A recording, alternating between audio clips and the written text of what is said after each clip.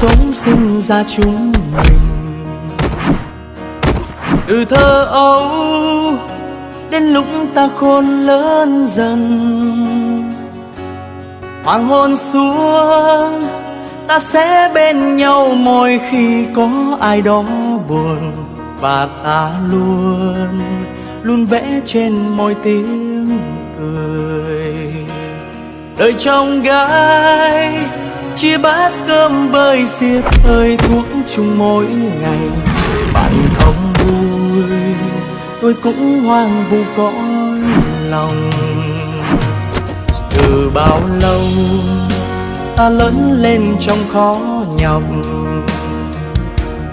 và đôi lúc vấp những thương đau gục ngã.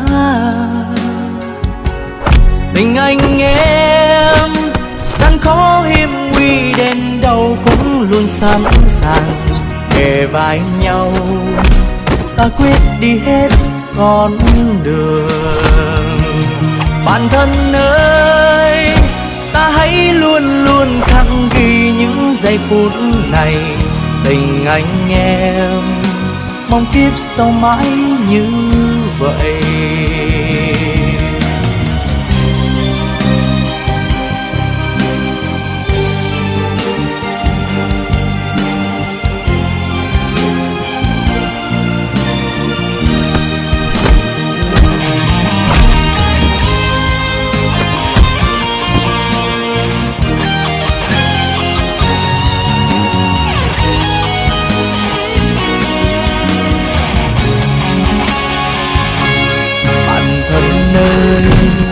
Duyên số sinh ra chúng mình. Từ thơ ấu đến lúc ta khôn lớn dần, hoàng hôn xuống ta sẽ bên nhau mỗi khi có ai đó buồn. Và ta luôn luôn vẽ trên môi tiếng cười. Đời chồng gái chia bát cơm với xiết hơi thuốc chung mỗi ngày. Bạn không vui tôi cũng hoang vu cõi lòng. Đời anh em ta trải qua những thăng trầm, nhờ như thế mới biết ai là người tốt.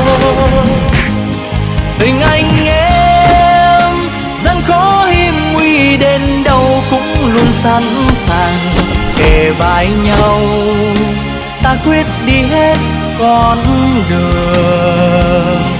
Bạn thân ơi, ta hãy luôn luôn khắc ghi những giây phút này. Tình anh em mong kiếp sau mãi như vậy. Bạn thân ơi, ta sẽ luôn luôn khắc ghi những giây phút này. Tình anh em ta mãi nguyện thề có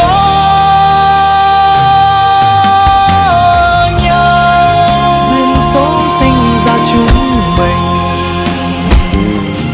Từ thơ ấu đến lúc ta khôn lớn dần, tình anh em gian khó hiểm nguy đến đâu cũng luôn sẵn sàng. Tôi không còn người cha nào nữa.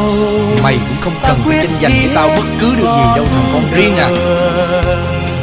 Đời anh Cô không cần phải đóng kịch nữa. Buông tha thằng Phước đi. Nhờ như thế mới biết ai là